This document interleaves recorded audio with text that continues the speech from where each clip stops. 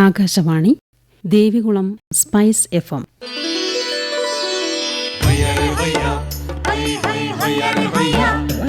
കിസാൻ വാണി.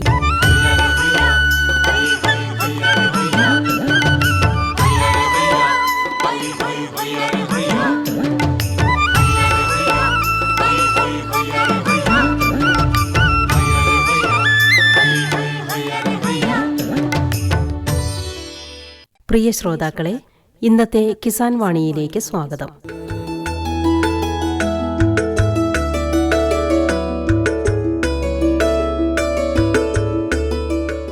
വെള്ളത്തുവൽ ഗ്രാമപഞ്ചായത്തിലെ ചെങ്കുളം പ്രദേശത്തെ സമ്മിശ്ര കർഷകനായ ശ്രീ രാജൻ ജോസഫ് അദ്ദേഹത്തിൻ്റെ കാർഷിക അനുഭവങ്ങൾ വിവരിക്കുകയാണ് ഇന്നത്തെ കിസാൻ വാണിയിൽ. അദ്ദേഹവുമായി സംസാരിക്കുന്നത് ജോഷി തോമസ്. ഇടുക്കി ജില്ലയിലെ വെള്ളത്തുവൽ പഞ്ചായത്തിലെ ചെങ്കുളം പ്രദേശത്ത് ഒരു സമ്മിശ്ര കർഷകനായിട്ടുള്ള, ചെറുപ്പം മുതൽ തന്നെ കൃഷിയിൽ മാത്രം സജീവമായി ശ്രദ്ധിക്കുന്ന ഒരു കർഷകനെയാണ് ഇന്ന് പരിചയപ്പെടുത്തുന്നത്. രാജൻ ജോസഫ് വഴുതലക്കാട്ട്. വഴുതലക്കാട്ട് എന്നാണ് വീട്ടുപേരെങ്കിലും മണ്ണാട്ട് എന്ന് പറഞ്ഞ് ആണ് അറിയപ്പെടുന്നത്. രാജുചേട്ടൻ എന്നാണ് ആളുകൾ പൊതുവെ വിളിക്കുന്നത്. രാജുചേട്ടനെ ആണ് ഇന്ന് നമ്മൾ പരിചയപ്പെടുന്നത്. നമസ്കാരം രാജുചേട്ടാ. നമസ്കാരം. രാജുചേട്ടൻ ഈ ചെറുപ്പം മുതൽ കൃഷികൾ ആരംഭിച്ചല്ലോ. അപ്പോൾ ഈ ചെറുപ്പകാലത്തൊക്കെ അല്ലെങ്കിൽ ഈ സ്കൂളിൽ പഠിക്കുന്ന കാലത്തൊക്കെ എന്തൊക്കെ കൃഷികളായിരുന്നു ഉണ്ടായിരുന്നത്? ചെറുപ്പകാലത്ത് എൻ്റെ സ്കൂളിൽ പഠിക്കുന്ന സമയത്ത് മെയിനായിട്ട് കൃഷികളുണ്ടായിരുന്നു. നെൽകൃഷി ഉണ്ടായിരുന്നു, പിന്നെ തെരുവത്തൈലം വാറ്റുന്നതുണ്ടായിരുന്നു, പിന്നെ കൊടി, വാഴ, കപ്പ, ഇഞ്ചി, കാപ്പി, അങ്ങനെ മെയിനായിട്ട് പല വിവിധ തരം കൃഷികളായിരുന്നു ഉണ്ടായിരുന്നത്. രാജാൻ ഇവിടെ ജനിച്ചു വളർന്ന ആളാണ്. എൻ്റെ മാതാപിതാക്കൾ വന്ന് ആ വർഷം ഞാനിവിടെ ഉണ്ടായ ഏതാണ്ട് 63 ജനിച്ചത്. സ്കൂള് പഠനം വിദ്യാഭ്യാസമൊക്കെ എവിടെയായിരുന്നു? സ്കൂൾ പഠനം തോക്കുവാറ 4ാം ക്ലാസ് വരെ പഠിച്ചു. അത് കഴിഞ്ഞ് ഇവിടുന്ന് 5 കിലോമീറ്റർ ദൂരെ ചിത്രവരം എന്ന സ്ഥലത്താണ് 10ാം ക്ലാസ് വരെ പഠിച്ചത്. തോറ്റു കഴിഞ്ഞിട്ട് പിന്നെ പഠിക്കാൻ പോയില്ല. പിന്നീട് മാതാപിതാക്കളോടൊപ്പം കൃഷിയിലേക്ക് തിരികെയായിരുന്നു അല്ലേ? മാതാപിതാക്കളുടെ കൂടെ കൃഷി ചെയ്ത് അങ്ങനെ പോരുമായിരുന്നു. ഈ തെരുവ തൈലം വാറ്റിലൊക്കെ ഉണ്ടായിരുന്നല്ലോ, അപ്പോൾ അന്ന് അതെങ്ങനെയായിരുന്നു അന്നൊക്കെ ചെയ്തിരുന്നത്? അന്ന് ഈ പണിക്കാർ വന്ന് തെരുവ മുറിക്കും. അത് ഞങ്ങൾ ചാച്ചനും ഒക്കെ കൂടി ചെമ്പിനകത്ത് ചെമ്പുണ്ടായിരുന്നു, തെരുവ വാറ്റുന്ന ചെമ്പിൽ ഇട്ട് വാറ്റി തൈലം എടുക്കുകയാണെന്ന് ചെയ്തു. ഈ തെരുവ തൈലം എവിടെയായിരുന്നു അന്നൊക്കെ വിൽപ്പനയ്ക്ക്? ഇവിടെ അടുത്ത സൗകര്യം ഉണ്ടായിരുന്നു? അടുത്ത ഉണ്ടായിരുന്നു, എന്നാലും ഞങ്ങൾ അടിമാലിലാണ് മെയിനായിട്ട് തൈലം വിറ്റുകൊണ്ടിരുന്നത്. കൂടുതലായിട്ട് അന്നൊക്കെ ഉണ്ടായിരുന്ന കുരുമുളക് കൃഷിയും അതുപോലെ നെൽകൃഷിയായിരുന്നു അല്ലേ? കുരുമുളക്, നെൽകൃഷി, പിന്നെ അതുപോലെ കാപ്പി ഉണ്ടായിരുന്നു. കാപ്പിക്ക് വില കുറഞ്ഞ 10 രൂപയൊക്കെ കിലോയ്ക്ക് വില വന്നപ്പോഴാണ് കാപ്പി കൃഷി കുറച്ച്. അപ്പോൾ കുരുമുളക് കൃഷി കുറച്ച് കൂടുതലായിട്ട് ചെയ്തു. കാപ്പിയെല്ലാം വെട്ടിക്കളഞ്ഞിട്ട് കുരുമുളക് കൃഷി ചെയ്തു. അതിനുശേഷം പിന്നെ കുരുമുളകെല്ലാം പോകാൻ തുടങ്ങി കഴിഞ്ഞപ്പോഴാണ് ഏലക്കൃഷിയിലേക്ക് മാറിയത്. ഇപ്പോൾ നെൽകൃഷി പൂർണ്ണമായിട്ട് തന്നെ ഇല്ലാതായി അല്ലേ? നെൽകൃഷി പണിയാൻ പണിക്കാരും കൊയ്യാൻ ആളുകളൊന്നും ഇല്ലാതെ കഴിഞ്ഞപ്പോൾ നെൽകൃഷി നിർത്തി. അത് കഴിഞ്ഞാണ് വിശാലമായിട്ട് ഏലം കൃഷിയിലേക്ക് മാറിയത്. നെൽകൃഷി ചെയ്തിരുന്ന പാടമൊക്കെ ഇപ്പം കരയായിട്ടുണ്ടോ അല്ലേ? അതെല്ലാം കരയാ. അത് എപ്പോഴും വെള്ളം കിട്ടുന്നതല്ലായിരുന്നു. ഞങ്ങൾ തോട്ടിൽ ചിറ കെട്ടിയിട്ടാണ് നെൽകൃഷിക്ക് വെള്ളം കയറ്റി ചെയ്തുകൊണ്ടിരുന്നത്. നെൽകൃഷി നിർത്തി കൊടിയിലേക്ക് മാറുകയാണ് ചെയ്തത്. ഇപ്പോൾ പ്രധാനമായിട്ട് എന്തെല്ലാം കൃഷികളാണുള്ളത്? ഇപ്പം പ്രധാനമായിട്ടുള്ള കൃഷി എന്ന് പറഞ്ഞാൽ ഏലവും ജാതിയും കൊടിയും ആണ് പ്രധാനമായിട്ടുള്ളത്. ആദ്യകാലത്തുണ്ടായിരുന്ന കുരുമുളക് ഇനങ്ങൾ തന്നെയാണോ ഇപ്പോഴും കൃഷി ചെയ്യുന്നത്, അതോ ഇപ്പം മറ്റെന്തെങ്കിലും പുതിയ ഇനങ്ങൾ കൃഷി ചെയ്യുന്നുണ്ടോ? ഇപ്പോൾ കുറച്ച് മാറ്റങ്ങൾ വന്നിട്ടുണ്ട്. ഈ നീലമുണ്ടി എന്ന് പറഞ്ഞാലും പിന്നെ ഈ പന്നിയൂറ് ട്യൂബും അങ്ങനെയൊക്കെയുള്ള ഇതിലേക്ക് മാറി. പിന്നെ ഈ ചെങ്ങന്നൂർ എന്ന് പറഞ്ഞാലും അതും നേരത്തെ മുതൽ ഉള്ളതാണ്. അങ്ങനെ ആ കൃഷിയിലേക്ക് മാറി. ഈ കുരുമുളക് കൃഷിയും അതുപോലെ ഏലവും ജാതിയും ഒക്കെ കൃഷി ചെയ്യുന്നത് ഇടവിളയായിട്ടാണോ ചെയ്തിരിക്കുന്നത്? ജാതിയുടെ ഇടയ്ക്കൂടെ കൂടിയ ഏലവും ഒക്കെയാണ് കൃഷി ചെയ്തിരിക്കുന്നത്. എത്ര ഏക്കർ സ്ഥലത്ത് കൃഷി ചെയ്യുന്നുണ്ട്? ഞാനിപ്പോൾ ഒരു 7 ഏക്കറോളം സ്ഥലത്ത് കൃഷി ചെയ്യുന്നുണ്ട്. അതിൽ ഈ ഏലം മാത്രമായിട്ട് ഒരിടവും ഇല്ല അല്ലേ? ഏലം മാത്രമായിട്ട് അങ്ങനെയില്ല. ഏലം മാത്രമായിട്ടുണ്ടായിരുന്നു. ഈയിടെയാണ് കുറച്ച് വലിയ മരങ്ങളുണ്ടായിരുന്നു. അപ്പോൾ അത് വെട്ടി മാറിക്കഴിഞ്ഞ് കഴിഞ്ഞപ്പോൾ അവിടെ ജാതി വെച്ചു. ആ ജാതിയുടെ ഇടയ്ക്കൂടെ ഇപ്പോൾ ഏലം വെച്ചു 2 വർഷമായിട്ട്. ഏതിനും ഏലമാണ് കൃഷി ചെയ്യുന്നത്? ഞർലാനി ഇനത്തിൽപ്പെട്ട ഏലമാണ് മെയിനായിട്ട് നമുക്കുള്ളത്. വിവിധ ഇനം ഏല ഇല്ല. എത്ര അടി അകലത്തിലൊക്കെയാണ് നട്ടിട്ടുള്ളത്? നമ്മളിപ്പോൾ 8 അടി അകലത്തിലാണ് ഏലം കൃഷി ചെയ്തിരിക്കുന്നത്. ഈ ഏലം കൃഷി തുടങ്ങിയിട്ട് ഏകദേശം എത്ര വർഷമായി? ഏലം കൃഷി തുടങ്ങിയിട്ട് ഏതാണ്ട് 25 വർഷത്തോളം. അപ്പോൾ ഈ ഏലം കൃഷി അന്ന് തുടങ്ങിയപ്പോൾ തന്നെ ഞള്ളാനിയായിരുന്നോ നട്ട് കൃഷി ചെയ്തത്? ഏലം തുടങ്ങി കഴിഞ്ഞപ്പോൾ നമ്മുടെ കൂട്ടുകാരൻ കട്ടപ്പന ഉണ്ടായിരുന്നു. പുള്ളിയുടെ അടുത്ത് നിന്ന് ഈ ഞർലാനിയുടെ കാ കൊണ്ടുവന്ന് പാകി ആദ്യം. കൃഷി ചെയ്ത് ഞെള്ളാനിയുടെ അരിയെടുത്താണ് കൃഷി ചെയ്തത്. അപ്പോൾ അന്ന് ഞെള്ളാനി ഏലക്ക കൊണ്ടുവന്നിട്ട് അതിൻ്റെ അരിയെടുത്ത് പാകി തവാറിനിട്ട് അത് പറിച്ചു വെച്ചിട്ടാണ് കൃഷി ചെയ്തത് അല്ലേ? ആദ്യം കൃഷി തുടങ്ങിയത് അങ്ങനെയാണ്. അത് കഴിഞ്ഞിട്ടാണ് പിന്നെ ഞെള്ളാനിക്കാരുടെ അടുത്ത് പോയി ഒറിജിനൽ ഞെള്ളാനി കൊണ്ടുവന്ന് കൃഷി ചെയ്യാൻ തുടങ്ങിയത്. അപ്പോൾ ഈ തവാറിനത്തൈ നട്ട് കൃഷി ചെയ്ത് കഴിഞ്ഞാൽ എത്ര വർഷമാകുമ്പോഴത്തേക്ക് ആദായം കിട്ടുമായിരുന്നു? അത് 3-ാം വർഷമൊക്കെയാണ് കായ്ക്കാൻ തുടങ്ങുള്ളൂ. നമുക്കൊരു 4 വർഷമൊക്കെ കഴിയുമ്പോഴത്തേക്കുമാണ് അതിനകത്തുനിന്ന് കുറേ ആദായം കിട്ടുള്ളൂ. അതേസമയത്ത് ഞെള്ളാനി വെച്ച് കഴിയുമ്പോൾ ആ വർഷം തന്നെ നമുക്ക് കുറച്ച് ആദായം കിട്ടും. 2-ാം വർഷം നന്നായിട്ട് ആദായം അതിനകത്തുനിന്ന് കിട്ടും. ചിമ്പ് നട്ട് കഴിഞ്ഞാൽ ചിമ്പ് നട്ട് കഴിഞ്ഞാൽ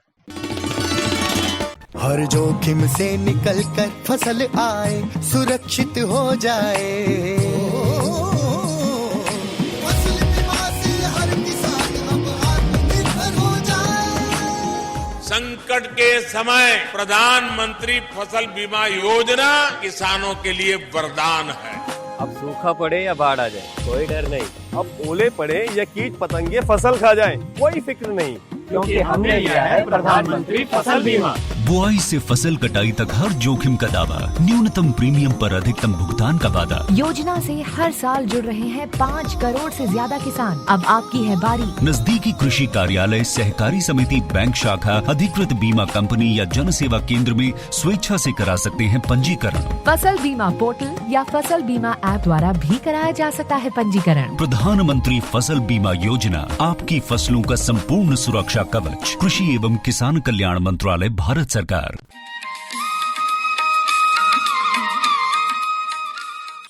അങ്ങനെ ഇപ്പം 25 വർഷമായിട്ട് ഏലം കൃഷി ചെയ്യുന്നു. തുടക്കകാലത്തിൽ ഇങ്ങനെ ഏലം അത്രയും വർഷം മുമ്പ് ഇവിടെ കൃഷി ചെയ്യുമ്പോൾ അതിന് വിളവെടുപ്പും ഉണങ്ങാനും ഒക്കെ സൗകര്യമൊക്കെ നമുക്ക് ഇവിടെ ഉണ്ടായിരുന്നോ? ഇല്ല, എനിക്ക് ഉണങ്ങാനുള്ള സൗകര്യം ഇല്ല. ഞാൻ അന്നേരവും കൊണ്ടുപോയി വേറെ സ്ഥലത്ത് സ്റ്റോറി കൊണ്ടുപോയി ഉണങ്ങിക്കൊണ്ടിരിക്കുക. ഇപ്പോഴും ഉണങ്ങാനുള്ള സൗകര്യം നമ്മൾ ഉണ്ടാക്കിയിട്ടില്ല. നമ്മൾ വേറെ സ്ഥലത്ത് കൊണ്ടുപോയി ഉണങ്ങുന്നു. ഞെള്ളാനി ഏലം തട്ട വെച്ച് കൃഷി ചെയ്ത് വരുന്നു എന്ന് പറഞ്ഞു. അതിൻ്റെ പരിചരണങ്ങളൊക്കെ എങ്ങനെയൊക്കെയാണ് എന്നൊന്ന് പറയാമോ? അതിൻ്റെ വളപ്രയോഗം, അതുപോലെ മരുന്ന് തളിക്കലൊക്കെ എത്ര നാൾ കൂടുമ്പോഴാണ്, എങ്ങനെയൊക്കെയാണ് ചെയ്യുന്നത്, അതുപോലെ കളയെടുപ്പ് ഒക്കെ എങ്ങനെയാണെന്ന് വിശദമായിട്ട് പറയാമോ?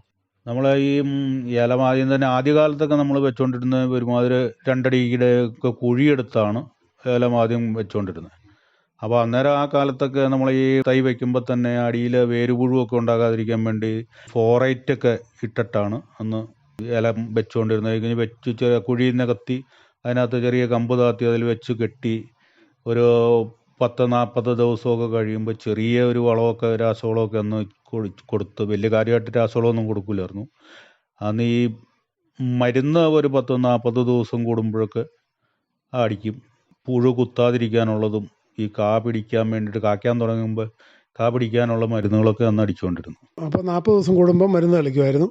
അതുപോലെ തന്നെ അത് തണ്ടുതുരപ്പനും അതുപോലെ വേരുപുഴുവിനും ഒക്കെയുള്ള മരുന്നുകളാണ് തളിച്ചുകൊണ്ടിരുന്നത് അല്ലേ? പിന്നീട് ഇതിൻ്റെ ഈ കളയെടുപ്പൊക്കെ ഉണ്ടല്ലോ, അതുപോലെ അതിൻ്റെ ഒരുക്കി നിർത്തുന്നത്, അതൊക്കെ എങ്ങനെയാണ് ചെയ്യുന്നത്?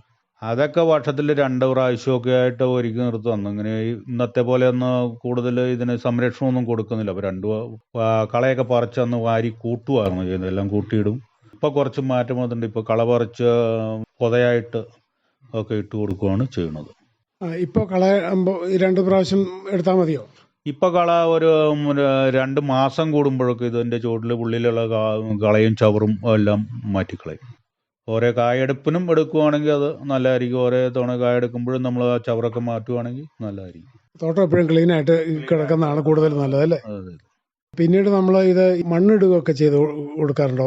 അതെങ്ങനെയൊക്കെ മണ്ണിടുമായിരുന്നു. ഇപ്പോൾ മണ്ണ് നമുക്ക് പണിയൊന്നും ചെയ്യണ്ട എന്നൊരു ഇത് വന്നതുകൊണ്ട് ഇപ്പോൾ മണ്ണ് പണിയൊന്നും അങ്ങനെ ചെയ്യുന്നില്ല. നേരത്തെയൊക്കെ മണ്ണ് ഈ ഏലത്തോട്ടത്തിൻ്റെ ഇടയെല്ലാം ഏലത്തിനിടെ മുള്ളിട്ട് ഇളക്കുമായിരുന്നു, കിളയ്ക്കുകയൊക്കെ ചെയ്യുമായിരുന്നു. ഇപ്പം അതൊന്നും ചെയ്യേണ്ട ആവശ്യമില്ല. അത് ഏലത്തിന് കൂടുതൽ കേടുകൾ വരുമെന്നൊക്കെ പറയുന്നതുകൊണ്ട് നമ്മളിപ്പോൾ അങ്ങനെയൊന്നും ചെയ്യാറില്ല. ഏലത്തിന് കൂടുതലായിട്ട് ഇപ്പോൾ എന്തെങ്കിലുമൊക്കെ രോഗങ്ങളുടെ ആക്രമണം കാണുന്നുണ്ടോ? ഏലത്തിന് ഈ മെയിനായിട്ട് വേരുപുഴു, ഈ മഞ്ഞളിപ്പ് രോഗം വരുമ്പോൾ വേരുപുഴുവാണെന്ന് പറയുമ്പോൾ അങ്ങനെ വേരുപുഴുവിനുള്ള മരുന്നുകൾ കുറേ ചെയ്യും. പിന്നെ ഈ മഞ്ഞളിപ്പ് ഉണ്ടാകണമെങ്കിൽ ചിലപ്പോൾ കാൽസ്യത്തിൻ്റെ കുറവ് വരുമ്പോഴൊക്കെ മഞ്ഞളിപ്പ് ഉണ്ടാകാറുണ്ട്. അപ്പോൾ കാൽസ്യം കുമ്മായം ഇപ്പോൾ ഒരു വർഷത്തിൽ 3 പ്രാവശ്യമൊക്കെ കുമ്മായമൊക്കെ ചേർത്ത് കൊടുക്കും. ഇപ്പോൾ ഈ വേനൽക്കാല പരിചരണമൊക്കെ എങ്ങനെയാണ്? അതുപോലെ തണൽ ക്രമീകരിക്കുന്നതൊക്കെ വർഷത്തിൽ മരങ്ങൾ വെട്ടി ഒരുക്കി ചെയ്യാറുണ്ടോ? അത്തരം കാര്യങ്ങൾ എങ്ങനെയാണ്? മരങ്ങളെ എല്ലാ വർഷമൊന്നും വെട്ടാൻ ഈ പണിക്കൂലിയൊക്കെ കൂടുതലായതുകൊണ്ട് എല്ലാ 2-3 വർഷമൊക്കെ കൂടിക്കഴിയുമ്പോൾ ഇതിൻ്റെ കുറച്ച് ചോലകളൊക്കെ വെട്ടി ഇതിൻ്റെ ഉള്ളിൽ തന്നെ ഏലത്തിൻ്റെ ഉള്ളിൽ കൂടെ ഇടാറുണ്ട്. അങ്ങനെ സ്ഥിരമായിട്ട് നമ്മളങ്ങനെ ഇത് ഇറക്കേണ്ട കാര്യമില്ല. കുറച്ച് ഷെയ്ഡൊക്കെ ഉള്ളതാണ് ഏലത്തിന് നല്ലത്. ആ വേനൽക്കാലത്ത് നമ്മൾ നനയ്ക്കേണ്ട ആവശ്യം എനിക്ക് വരുന്നില്ല. എൻ്റെ ഭൂമി തെക്ക് വശത്തേക്ക് ചെരുവുള്ളതുകൊണ്ട് നമുക്കങ്ങനെ ഉണക്കിൻ്റെ കാര്യങ്ങൾ അങ്ങനെ വരാറില്ല കുറച്ച് സമയത്തേക്കുള്ള വെയിൽ മാത്രമേ കൃഷി ഭൂമിയിൽ അടിക്കുകയുള്ളൂ അല്ലേ? എന്നുള്ളൂ. അതുകൊണ്ട് നമുക്ക് ഉണക്ക് കാര്യമായിട്ട് വരാറില്ല. പിന്നെ നനയ്ക്കാൻ സൗകര്യമുണ്ട്. പക്ഷേ നനച്ചു കഴിഞ്ഞാൽ കേടൊക്കെ കൂടുതൽ മഴക്കാലം വരുമ്പോൾ കേട് കൂടുതലാണെന്നൊക്കെ പൊതുവിൽ പറയുന്നതുകൊണ്ട് അങ്ങനെ നനയ്ക്കാറില്ല. ഏലം വിളവെടുപ്പ് എത്ര നാൾ കൂടുമ്പോഴാണ് നടത്താറുള്ളത്? ഏകദേശം എത്ര തവണയൊക്കെ വിളവെടുക്കാൻ സാധിക്കാറുണ്ട്? വിളവെടുപ്പ് നമ്മൾ ഈ നനയ്ക്കണമെന്നില്ല. കാലാവസ്ഥയുടെ അനുസരിച്ച് ഒരു വർഷത്തിലൊരു 6 മുതൽ 7 പ്രാവശ്യം വരെയൊക്കെ വിളവെടുത്തിട്ടുണ്ട്. ഏലക്ക നമ്മൾ വിളവെടുത്ത് കഴിഞ്ഞാൽ ഉണങ്ങിക്കൊണ്ടുവന്ന് നമ്മൾ ഇവിടെ തന്നെ മാർക്കറ്റ് വിൽക്കുകയാണോ ചെയ്യുന്നത്, അതോ ദൂരെ എവിടെയെങ്കിലും ഒക്കെയാണോ? എങ്ങനെയാണ് സാധാരണ? നമ്മളത് ദൂരെ ഒന്നും കൊണ്ടുപോയി വെക്കാറില്ല. നമ്മൾ രാജകുമാരിയിലോ അല്ലെങ്കിൽ ഈ 20 ഏക്കറിലൊക്കെയാണ് സാധാരണ കൊടുക്കുന്നത്. ചിലപ്പോൾ അടിമാലി കൊടുത്തിട്ടുണ്ട്. അങ്ങനെ പല സ്ഥലത്ത് ഇട്ടാണ് കൊടുക്കുന്നത്. സ്ഥിരമായിട്ട് ഒരു സ്ഥലത്തും കൊടുക്കാറില്ല. ഇപ്പോഴത്തെ ഏലത്തിൻ്റെ വില നമുക്ക് കർഷകർക്ക് പൊതുവെ ആശ്വാസമായിട്ട് തോന്നുന്നുണ്ടോ? ഇപ്പോഴത്തെ ഈ വില ആശ്വാസമായിട്ട് തോന്നുന്നുണ്ട്. കാരണം ഒരുമാതിരി വിലയുണ്ടല്ലോ. പിന്നെ പണിക്കാരുടെ ക്ഷാമമാണ് ഇപ്പം മെയിനായിട്ട് വരുന്നത്. ഈ 7 ഏക്കർ സ്ഥലത്ത് ഈ ജോലികളൊക്കെ എങ്ങനെയാണ് ചെയ്യുന്നത്? ഇവിടെ തന്നെ ജോലി ചെയ്യാൻ ആളുകളെ കിട്ടുന്നുണ്ടോ, അതോ അന്യ സംസ്ഥാനക്കാരെ ആശ്രയിക്കേണ്ടി വരുന്നുണ്ടോ? നമ്മൾ മെയിനായിട്ട് ഇപ്പോൾ അന്യ സംസ്ഥാനക്കാരെ ആശ്രയിച്ചാണ് കൃഷി ചെയ്യുന്നത്. ഇവിടെയൊക്കെ ചിലപ്പോൾ കായെടുക്കാൻ മാത്രമൊക്കെ കുറച്ച് ആളുകൾ. ഏലകൃഷിയുടെ ഇടയ്ക്ക് തന്നെയാണല്ലോ ജാതിയും കൃഷി ചെയ്തിട്ടുള്ളത്. അത് എങ്ങനെയാണ്? ബഡ് ജാതിയാണോ കൃഷി ചെയ്തിട്ടുള്ളത്, അതോ നാടൻ ജാതിയാണോ? നമുക്ക് നാടൻ ജാതിയുണ്ട്, ബഡ് ജാതി. ഇപ്പം മെയിനായിട്ട് വെച്ചിരിക്കുന്നതെല്ലാം ബഡ് ജാതികളാണ് കൂടുതലായിട്ട് വെച്ചിരിക്കുന്നത്. ഈ ജാതി ആദായമായിട്ടുണ്ടോ? ആദായമുണ്ട്. ജാതിയിൽ കുറേ ആദായമായ ജാതിയുണ്ട്. ആദ്യം വെച്ച് കുറച്ച് ഒരു 10-50ഓളം ജാതി ആദായം വന്നിട്ടുണ്ട്. ജാതി ഈ വർഷം എങ്ങനെയുണ്ട്? നല്ല വിളവ് ലഭിച്ചോ? അതുപോലെ വില എങ്ങനെ ഉണ്ടായിരുന്നു? ജാതി ഇത്തവണ എല്ലാ ജാതിയും ഒരുപോലെ കായ്ക്കുന്നില്ല. കഴിഞ്ഞ വർഷം കായ്ക്കാത്തത് ഇത്തവണ കുറച്ച് കൂടുതലായിട്ട് കായ്ച്ചു. പിന്നെ ഇത്തവണ വില ഒരുമാതിരി കുഴപ്പമില്ലാത്ത വിലയുണ്ട് ജാതിക്ക്. ഈ ജാതി എത്ര വർഷം മുതൽ കായ്ച്ചു തുടങ്ങിയിട്ടുണ്ട്? ജാതി വെച്ച് നമ്മളൊരു 3-ാം വർഷമൊക്കെ കായ്ക്കാൻ തുടങ്ങുമ്പോൾ, പക്ഷേ ഒരു 5 വർഷമൊക്കെ കഴിയുമ്പോഴാണ് ജാതിക്ക് ഒരുമാതിരി ഒരു ആദായത്തിലേക്ക് നമുക്ക് കിട്ടുള്ളൂ. ഒരു 10 വർഷമൊക്കെ ആകുമ്പോഴാണ് ശരിക്കുള്ള ആദായം നമുക്ക് കിട്ടുള്ളൂ. ഈ വർഷം ജാതിക്ക് വില ഒരുവിധം നന്നായിട്ട് കിട്ടുന്നുണ്ടോ? ഈ വർഷം ഇപ്പോൾ കായ്ക്ക് ഒരു 360 വെച്ച് കിട്ടി.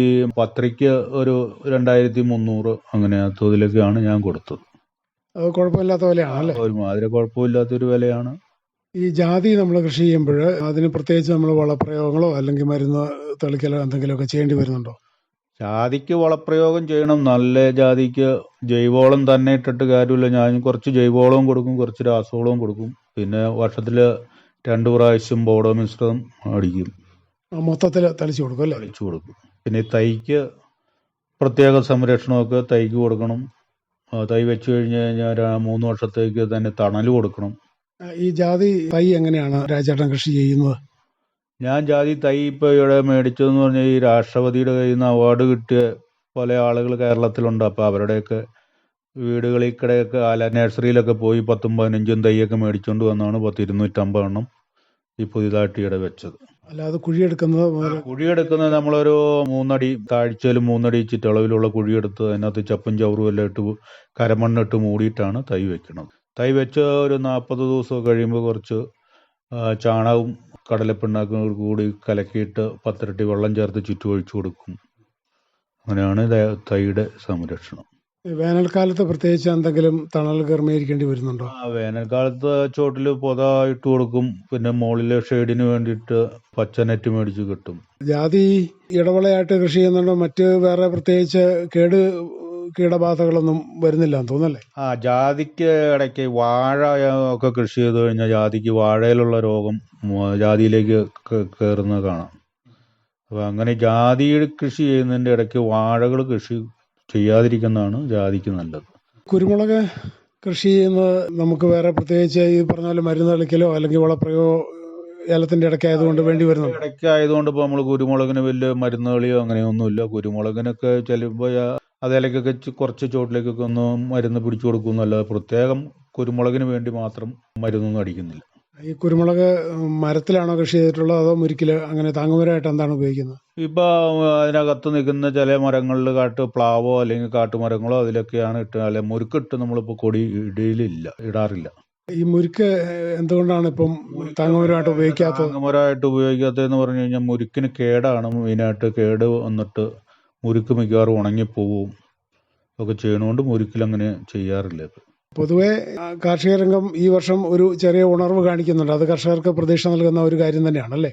അതാണ് ഈ വർഷം ഒരുമാതിരി എല്ലാത്തിനും കുറച്ച് വിലയുണ്ട്. പിന്നെ ഈ പണിക്കാരുടെ ക്ഷാമമാണ്. അല്ലാതെ ബാക്കി ഒരുമാതിരി എല്ലാം ആദായം എല്ലാം എടുക്കുന്നതിനെല്ലാം ഒരുമാതിരി വിളകൾക്കൊക്കെ വിലയുള്ളത് കൊണ്ട് വലിയ കുഴപ്പവും കാണുന്നില്ല.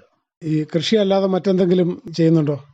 കൃഷിയല്ലാതെ ഞാൻ ഈ ചെറുപ്പത്തിൽ ഈ തിരുമ്മ് പഠിച്ചത് കൊണ്ട് കുറച്ച് തിരുമ്മ്, പിന്നെ ഈ കുറച്ച് ഒറ്റമൂലി മരുന്നുകളൊക്കെ ഇങ്ങനെ അറിയാവുന്നത് കൊണ്ട് അത് ഇങ്ങനെ കൊടുക്കുന്നുണ്ട്. ആളുകൾ പുറത്തുനിന്നൊക്കെ ഇതുപോലെ ഈ ചികിത്സയ്ക്ക് വേണ്ടി വരുന്നുണ്ടല്ലേ? പുറത്തുനിന്ന് വരുന്നുണ്ട്. നമ്മളങ്ങനെ പരസ്യമോ അങ്ങനെയൊന്നും ചെയ്യുന്നില്ല. ഓരോരുത്തർക്ക് സുഖമായിട്ട് അവർ പറഞ്ഞറിഞ്ഞ് അങ്ങനെ കുറേ ആളുകളും മിക്കവാറും വരാറുണ്ട് ഇവിടെ, ഈ ഒറ്റമൂലികൾ കഴിക്കാനും തിരുമിക്കാനും ഒക്കെ. ഈ ഒറ്റമൂലികൾ ഇങ്ങനെ തയ്യാറാക്കി കൊടുക്കുമ്പോൾ അതിൻ്റെ ചെടികളൊക്കെ അല്ലെങ്കിൽ അതിനുപയോഗിക്കുന്ന ചെടികളൊക്കെ ഇവിടെ കൃഷി ചെയ്യുന്നുണ്ട്. കുറച്ച് മരുന്ന് ചെടികളെല്ലാം ഇവിടെ കൃഷി ചെയ്യുന്നുണ്ട്. ഈ മരുന്നുകളൊക്കെ സ്വന്തമായിട്ട് ഉണ്ടാക്കിയാണ് കൊടുക്കുന്നത് അല്ലേ? അതെ, സ്വന്തമായിട്ട് ഉണ്ടാക്കി ആളുകൾ വന്ന് നമ്മളൊരു മരുന്നും ഉണ്ടാക്കി വെക്കാറില്ല. പിന്നെ ഈ തീരുമാനമുള്ള തൈലങ്ങളൊക്കെ ഇവിടെ സ്വന്തമായിട്ട് ഉണ്ടാക്കി ഇവിടെ വെച്ചിട്ടുണ്ട്. ബാക്കി മരുന്നുകളൊന്നും ഉണ്ടാക്കി വെക്കാറില്ല. ആളുകൾ വന്ന് നമുക്ക് ബോധ്യപ്പെട്ട് കഴിയുമ്പോൾ കുറച്ച് ചില മരുന്നുകളൊക്കെ ഉണ്ടാക്കി കൊടുക്കും. വീട്ടിലാരൊക്കെയുണ്ട്? വീട്ടിൽ ഞാനുണ്ട്, എൻ്റെ ഭാര്യ, 3 പിള്ളേര്, പിന്നെ ഭാര്യയുടെ മാതാപിതാക്കള്. ഭാര്യയുടെ പേര്, മക്കളുടെയൊക്കെ പേര്? എൻ്റെ ഭാര്യയുടെ പേര് മേഴ്സി, മൂത്ത മോളുടെ പേര് റോസ്മേരി, രണ്ടാമത്തെ മകൻ്റെ പേര് ജോസുകുട്ടി, ഇളയ മകൻ്റെ പേര് ജോർജ് കുട്ടി. അവരെല്ലാം ജോലി ചെയ്യണോ? അവരെല്ലാം ഇപ്പോൾ ജോലിയിലാണ്. അങ്ങനെ എന്തായാലും സന്തോഷമായിട്ട് മുന്നോട്ട് പോകുന്നു. കുഴപ്പമില്ലാതെ കഴിഞ്ഞു പോകും. വേറെ കർഷകരോട് എന്തെങ്കിലും ഉപദേശങ്ങൾ പറയാനോ അങ്ങനെ എന്തെങ്കിലും ഉണ്ടോ? അല്ല, കർഷകർ ഇപ്പോൾ എല്ലാവരും തന്നെ ബോധവാന്മാരാണല്ലോ. പിന്നെ നമ്മൾ പ്രത്യേക ഉപദേശം അവർക്ക് കൊടുക്കേണ്ട കാര്യങ്ങളില്ല. എന്തായാലും ഒത്തിരി സന്തോഷം. വെള്ളത്തോൾ പഞ്ചായത്തിലെ ചെങ്കുളം പ്രദേശത്തെ ഒരു സമ്മിശ്ര കർഷകനും പാരമ്പര്യ വൈദ്യനുമൊക്കെയായ ശ്രീ രാജൻ ജോസഫ് മണ്ണാട്ട് എന്നാണ് ഇത്രയും നേരം തൻ്റെ കാർഷിക അനുഭവങ്ങൾ നമ്മോട് പങ്കുവച്ചത്. ഇത്തരം കാര്യങ്ങൾ ശ്രോതാക്കൾക്ക് വേണ്ടി പങ്കുവച്ചതിന് നന്ദി. വെള്ളത്തുവൽ ഗ്രാമപഞ്ചായത്തിലെ ചെങ്കുളം പ്രദേശത്തെ സമ്മിശ്ര കർഷകനായ ശ്രീ രാജൻ ജോസഫുമായി ഇതുവരെ സംസാരിച്ചത് ജോഷി തോമസ്. പ്രധാനമന്ത്രി കിസാൻ സമ്മാൻ നിധി ഈ പദ്ധതിയിൻ കീഴിൽ 2 ഹെക്ടർ വരെ കൈവശ ഭൂമിയുള്ള കർഷക കുടുംബത്തിന് 6000 രൂപ പ്രതിവർഷം നൽകുന്നതായിരിക്കും. അർഹരായ കർഷകർക്ക് 2000 രൂപ വീതം 3 തവണകളായി നേരിട്ട് അവരുടെ അക്കൗണ്ടിൽ നിക്ഷേപിക്കുന്നതായിരിക്കും. ഈ ചെറുകിട നാമമാത്ര കർഷക കുടുംബങ്ങളെ സംസ്ഥാന സർക്കാർ തെരഞ്ഞെടുത്തുകൊണ്ടിരിക്കുകയാണ്. ഈ പദ്ധതിയുടെ മുഴുവൻ ചെലവും ഭാരത സർക്കാരാണ് വഹിക്കുന്നത്. പ്രധാനമന്ത്രി കിസാൻ സമ്മാൻ നിധി കർഷകരുടെ കൃഷിപരമായ പുതിയ അഭിമാനം. കൃഷി കർഷക ക്ഷേമ മന്ത്രാലയം, ഭാരത സർക്കാരിൽ നിന്ന് ജനതാൽപര്യാർത്ഥം. കിസാൻ വാണിയിൽ ഇനി കാർഷിക അറിവുകൾ കേൾക്കാം. കുരുമുളക് കൃഷിയും സംസ്കരണവും, ഒരു ലഘുപ്രഭാഷണം ഇപ്പോൾ കേൾക്കാം. സുഗന്ധവിളകളുടെ രാജാവെന്നും കറുത്ത പൊന്ന് എന്നും വിശേഷിപ്പിക്കപ്പെടുന്ന കുരുമുളക് കേരളത്തിൻ്റെ കാലാവസ്ഥയ്ക്ക് വളരെ അനുയോജ്യമായ ഒരു സുഗന്ധ വ്യഞ്ജന വിളയാണ്. ഇന്ത്യയുടെ കുരുമുളക് ഉൽപ്പാദനത്തിൻ്റെ സിംഹഭാഗവും കേരളത്തിൽ നിന്നു തന്നെ. തോട്ടമടിസ്ഥാനത്തിലും കൃഷി ചെയ്യപ്പെടുന്നുണ്ടെങ്കിലും ചെറിയ പുരയിട തോട്ടങ്ങളിൽ ഇടവിളയായോ മിശ്രവിളയായോ ആണ് അധികവും കൃഷി ചെയ്യപ്പെടുന്നത്. കൃഷിരീതികൾ: പുരയിടത്തിലുള്ള വിവിധ മരങ്ങൾ കുരുമുളകിന് താങ്ങുമരമായി ഉപയോഗിക്കാം. മുരിക്ക്, കിളിഞ്ഞിൽ, കരയം മുതലായവ നല്ല താങ്ങുകാലുകളാണ്. കാലവർഷം തുടങ്ങുന്നതോടെ താങ്ങുകാലുകളുടെ വടക്കുഭാഗത്തായി 2-3 വേര് പിടിപ്പിച്ച കുരുമുളക് വള്ളികൾ നടണം. തൈകൾ നടുമ്പോൾ 1 മുട്ടെങ്കിലും മണ്ണിനടിയിലായിരിക്കണം.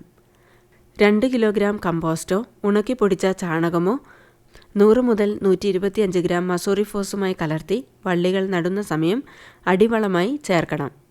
തെങ്ങോ കവുങ്ങോ താങ്ങുമരമാക്കുമ്പോൾ അവയുടെ കടയ്ക്കൽ നിന്നും ഏതാണ്ട് 1/2 മീറ്റർ അകറ്റി വേണം വള്ളി നടേണ്ടത്. തണ്ടുകൾ വളർന്ന് നീളം വയ്ക്കുന്നതനുസരിച്ച് താങ്ങുകാലിനോട് ചേർത്ത് ഇടയ്ക്കിടെ കെട്ടണം. നേരിട്ട് അവയിൽ വെയിലടിക്കാതിരിക്കാനായി അവയെ പൊതിഞ്ഞു കെട്ടണം. നനയ്ക്കുകയും ചെടിച്ചുവട്ടിൽ പുതയിടുകയും വേണം. താങ്ങുകാലുകളുടെ ശാഖകൾ കോതി തണൽ ക്രമീകരിക്കണം. വേരുകൾക്ക് ക്ഷതമുണ്ടാകാത്ത വിധത്തിൽ കളകളെ കോതി നിയന്ത്രിക്കണം.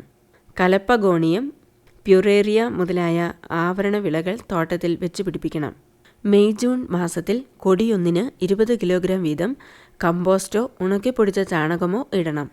ഇതിനു പകരമായി 10 കിലോഗ്രാം മണ്ണിര കമ്പോസ്റ്റ് ആയാലും മതി. വേണമെന്നുണ്ടെങ്കിൽ മാത്രമേ രാസവളങ്ങൾ ഉപയോഗിക്കാവൂ. 1-ാം വർഷം കൊടിയൊന്നിന് 100 ഗ്രാം വീതം യൂറിയ, മസൂറിഫോസ്, 150 ഗ്രാം പൊട്ടാഷ് എന്നീ അളവിലും, 2-ാം കൊല്ലം ഇതിൻ്റെ ഇരട്ടിയും, 3-ാം കൊല്ലം 3 ഇരട്ടിയും, മെയ്, ജൂൺ, ആഗസ്റ്റ്, സെപ്റ്റംബർ മാസങ്ങളിൽ കൊടിക്കു ചുറ്റും 30 സെൻറ്റിമീറ്റർ അകലത്തിൽ ഇട്ട ശേഷം മണ്ണിട്ട് മൂടണം. വേരുകൾക്ക് ക്ഷതമുണ്ടാകാതിരിക്കുവാൻ പ്രത്യേകം ശ്രദ്ധിക്കണം. കുറ്റി കുരുമുളക് പ്രധാന തണ്ടിൻ്റെ മുട്ടുകളിൽ നിന്നും വളരുന്ന കണ്ണിത്തലകളിലാണ് പൂവും കായും ഉണ്ടാകുന്നത്. ഈ കണ്ണിത്തലകൾ മുറിച്ചു നട്ടാൽ പടർന്നു കയറാതെ കുറ്റിയായി വളരുന്ന ചെടികളുണ്ടാകും. നഗരവാസികൾക്ക് മുറ്റത്തോ ടെറസിലോ വളർത്തി വീട്ടാവശ്യത്തിനുള്ള കുരുമുളക് അനായാസേന ഉൽപ്പാദിപ്പിക്കാം. കീടരോഗനിയന്ത്രണം. കുമിള് മൂലമുള്ള ദ്രുതവാട്ടമാണ് കുരുമുളക് കൊടികളെ ബാധിക്കുന്ന പ്രധാന രോഗം. ഇതിനെ നിയന്ത്രിക്കുന്നതിനായി ഇനി പറയുന്ന മാർഗങ്ങൾ ശരിയായ സമയത്തും ചിട്ടയായും സ്വീകരിക്കണം. തോട്ടത്തിൽ നല്ല നീർവാർച്ചയും ധാരാളം വായു സഞ്ചാരവും വേണ്ടത്ര സൂര്യപ്രകാശവും ഉണ്ടായിരിക്കണം. രോഗബാധയാൽ നശിച്ച കൊടികളോ സസ്യഭാഗങ്ങളോ തോട്ടത്തിലുണ്ടെങ്കിൽ അവയെ മുറിച്ചു മാറ്റി തീയിടണം. മണ്ണിൽ പടരുന്ന പാർശ്വശാഖകൾ മുറിച്ചു മാറ്റുകയോ പ്രധാന തണ്ടോട് ചേർത്ത് കെട്ടിക്കൊടുക്കുകയോ വേണം. മഴത്തുള്ളികൾ മൂലം മണ്ണ് തെറിച്ച് കൊടികളുടെ താഴെയുള്ള ശാഖകളിലും ഇലകളിലും പതിച്ച് അവയ്ക്കും രോഗബാധ ഉണ്ടാകാം. കഴിയുന്നിടത്തോളം മണ്ണിളക്കൽ ഒഴിവാക്കണം. രോഗബാധയില്ലാത്ത തോട്ടത്തിൽ നിന്ന് മാത്രമേ നടീൽ വള്ളികൾ ശേഖരിക്കാവൂ. തവാരണയിൽ രോഗമുള്ള വള്ളികൾ കണ്ടാൽ ഉടൻ തന്നെ നശിപ്പിക്കണം. ഉണക്കിപ്പൊടിച്ച ചാണകവുമായി കൂട്ടിക്കലർത്തിയ ട്രൈക്കോഡർമ കൊടിയൊന്നിന് 1/2 കിലോഗ്രാം വീതം ഓരോ കൊല്ലവും മെയ് മാസത്തിൽ ഇടുക. ഇതോടൊപ്പം തന്നെ നന്നായി ചതച്ച വേപ്പിൻ കുരുവും കൊടിയൊന്നിന് 1 മുതൽ 2 കിലോഗ്രാം വീതം നൽകണം. ഇലകളിലും ചെറുതണ്ടുകളിലും 1% വീര്യമുള്ള ബോഡോ മിശ്രിതം മെയ്, ജൂൺ മാസത്തിലും 1.5 മാസങ്ങൾക്ക് ശേഷം ജൂലൈ, ആഗസ്റ്റ് മാസത്തിലും തളിക്കണം. 0.2% വീര്യമുള്ള കോപ്പർ ഓക്സിക്ലോറൈഡ് 5 ലിറ്റർ കണക്കിൽ ഓരോ കൊടിയുടെ ചുവട്ടിലും ഒഴിച്ചു കൊടുക്കണം. പൊള്ളുവണ്ടിൻ്റെ നിയന്ത്രണത്തിനായി 0.05% വീര്യമുള്ള ക്വിനാൽഫോസ് അല്ലെങ്കിൽ 400 മില്ലിലിറ്റർ വേപ്പെണ്ണയോ മറ്റു തയ്യാറിപ്പുകളോ 100 ലിറ്റർ വെള്ളത്തിൽ കലക്കി 2-3 തവണകളായി കൊടികളിൽ തളിക്കണം. മഴക്കാലത്ത് തണൽ നീക്കി കൊടികളിൽ വേണ്ടത്ര സൂര്യപ്രകാശം വീഴാൻ അനുവദിക്കുന്നത് ഈ കീടത്തിൻ്റെ ഉപദ്രവം കുറയ്ക്കും. സംസ്കരണം. കറുത്ത കുരുമുളകിൻ്റെ വില, മണികളുടെ വലിപ്പം, മിനുങ്ങുന്ന കറുപ്പ് നിറം, മണികളുടെ ഭാരം, അതിലടങ്ങിയിട്ടുള്ള മാലിന്യങ്ങളുടെ അളവ് മുതലായവയെ ആശ്രയിച്ചിരിക്കുന്നു. തിരിയിടുന്നതിലെ വ്യത്യാസമനുസരിച്ച് ഒരു കൊടിയിലെ തന്നെ തിരികൾ തമ്മിൽ 1.5 മാസത്തെ മൂപ്പ് വ്യത്യാസമുണ്ടാകും. ശരിക്കും മൂപ്പെത്താത്ത തിരികൾ പറിച്ചുണക്കിയാൽ മണികളുടെ ഘനത്തിലും വലിപ്പത്തിലും കാര്യമായ കുറവുണ്ടാകും. ഇത് ഉൽപ്പാദനത്തെയും വരുമാനത്തെയും പ്രതികൂലമായി ബാധിക്കും. ഒരു കൊടിയിൽ നല്ലൊരു ശതമാനം തിരികളും 1-2 മണികൾ വീതം പഴുത്തു ചുവന്നു തുടങ്ങുമ്പോൾ അത്തരം തിരികൾ ഒന്നൊന്നായി പറിച്ചെടുക്കണം. പിന്നീട് ഒരിക്കൽ കൂടി ഇത്തരം തിരികൾ വിളവെടുക്കാം. മൂപ്പെത്തിയ തിരികൾ മാത്രം പറിച്ചെടുത്ത് മണികൾ ഉണക്കിയാൽ 15 മുതൽ 20% വരെ തൂക്കം കൂടുതൽ കിട്ടും. പറിച്ചെടുത്ത തിരികൾ 12 മുതൽ 24 മണിക്കൂർ നേരം ഒന്നിച്ച് കൂട്ടിയിട്ട ശേഷം വൃത്തിയുള്ള ചാക്കുകൾ കൊണ്ട് മൂടിയിടുന്നത് തിരികളെ മെതിക്കുമ്പോൾ മണികൾ വേഗം ഉതിർന്നു കിട്ടുന്നതിന് സഹായിക്കും. വൃത്തിയായ സിമന്റ് തറയിലോ കോൺക്രീറ്റ് ചെയ്ത പ്രതലത്തിലോ വെച്ച് മാത്രമേ മെതിച്ചെടുക്കാവൂ. പച്ച കുരുമുളക് കൈകാര്യം ചെയ്യുന്നതിന് കഴിയുന്നിടത്തോളം അലുമിനിയം കൊണ്ടോ പ്ലാസ്റ്റിക് കൊണ്ടോ ഉണ്ടാക്കിയ പാത്രങ്ങളെ ഉപയോഗിക്കാവൂ. മെതിച്ചെടുത്ത മണികൾ വൃത്തിയുള്ള കുട്ടയിലിട്ട് ഒരു പാത്രത്തിൽ എടുത്തിട്ടുള്ള തിളച്ച വെള്ളത്തിൽ 1 മിനിറ്റ് മുക്കിയെടുത്ത ശേഷം വെയിലത്തിട്ടുണക്കിയാൽ നല്ല കറുത്ത നിറം കിട്ടും. കൂടാതെ മണികൾക്ക് ഐക്യരൂപം കിട്ടുന്നതിനും പൂപ്പൽ ബാധ ഉണ്ടാകാതിരിക്കുന്നതിനും ഉണങ്ങുന്നതിന് വേണ്ടുന്നതിൽ 2-3 ദിവസത്തെ ലാഭം കിട്ടുന്നതിനും സഹായിക്കും. ചാണകം മെഴുകിയ തറയിലോ പറമ്പിലോ മുളക് മണികൾ ഉണക്കരുത്. ഉണങ്ങാനിടുമ്പോൾ മണികം അധികം കനത്തിൽ പരത്തിയിടരുത്. ഇടയ്ക്കിടയ്ക്ക് ഇളക്കിയിടണം. നന്നായി ഉണക്കിയ കുരുമുളകിൽ 10 മുതൽ 11% മാത്രമേ ജലാംശം പാടുള്ളൂ. ഇതിലധികമായാൽ പൂപ്പൽ ബാധയേൽക്കുന്നതിനും വിഷാംശം ഉണ്ടാകാനും ഇടവരും. ഉണങ്ങിയ കുരുമുളക് മണികൾ പാറ്റിക്കൊഴിച്ച് വൃത്തിയാക്കിയ ശേഷമാണ് ചാക്കിൽ കെട്ടി സൂക്ഷിക്കേണ്ടത്. ഇത്തരം ചാക്കുകളിലെ മുളകിൽ പിന്നീട് ഈർപ്പം തട്ടാതെ ശ്രദ്ധിക്കണം. വെള്ള കുരുമുളക്. നല്ലവണ്ണം മൂത്തുപഴുത്ത തിരികൾ പറിച്ചെടുത്ത് മണികൾ കൊഴിച്ചെടുത്ത് ചാക്കിൽ കെട്ടി ഒഴുക്ക് വെള്ളത്തിൽ 5 മുതൽ 7 ദിവസം വരെ മുക്കി വയ്ക്കുക. നന്നായി ഉരച്ചു കഴുകി പുറന്തൊലി പൂർണ്ണമായും മാറ്റി കഴുകി വൃത്തിയാക്കി വെയിലത്തുണക്കിയെടുത്താൽ വെള്ള കുരുമുളക് റെഡി. വിദേശങ്ങളിൽ പ്രിയമേറെയുള്ള വെള്ള കുരുമുളകിന് വിലയും കൂടുതലാണ്.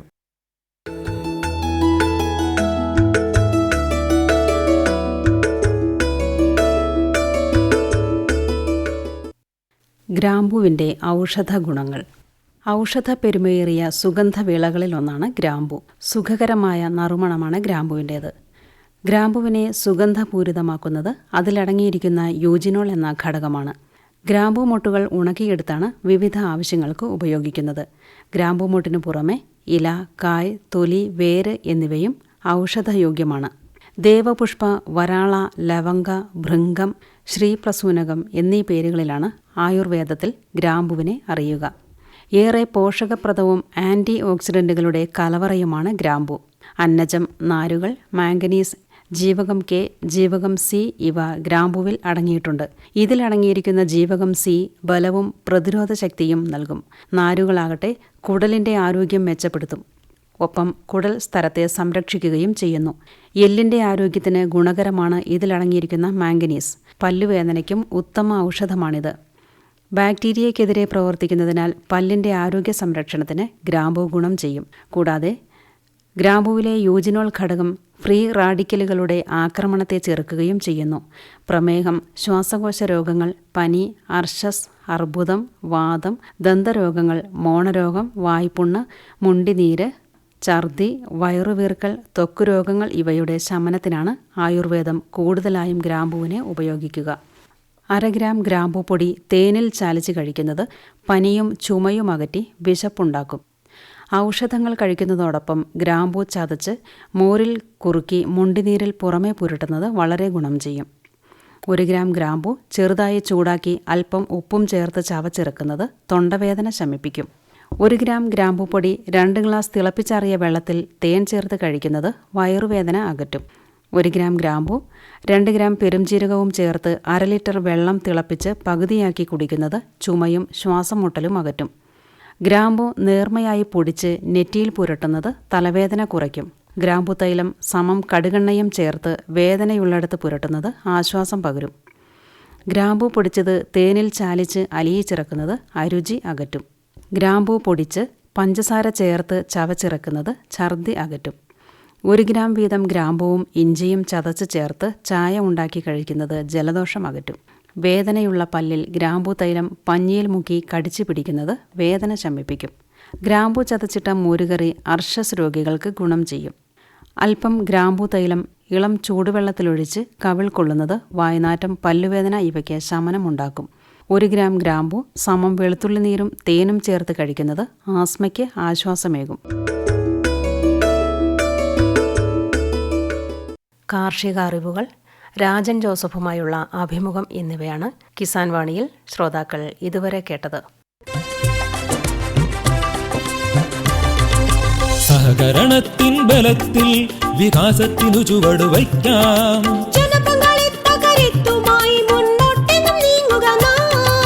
ജനകോടിയിൽ ഈ വിപ്ലവം ഉണർത്തിയല്ലോ വിശ്വാസം. നാം ഒത്തുചേർന്ന വികാസത്തിനെ പതാക പറത്തിടാം.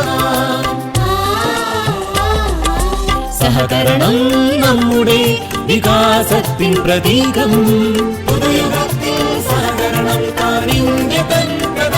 കൃഷി മന്ത്രാലയം, ഭാരത സർക്കാരിൽ നിന്ന് ജനതാൽപര്യാർത്ഥം. ഈ പരിപാടിയുടെ പ്രായോജകർ കേന്ദ്ര കൃഷി കർഷകക്ഷേമ മന്ത്രാലയം, ഭാരത സർക്കാർ. എല്ലാ കിസാൻ വാണി ശ്രോതാക്കൾക്കും കൂപ്പുകൈ.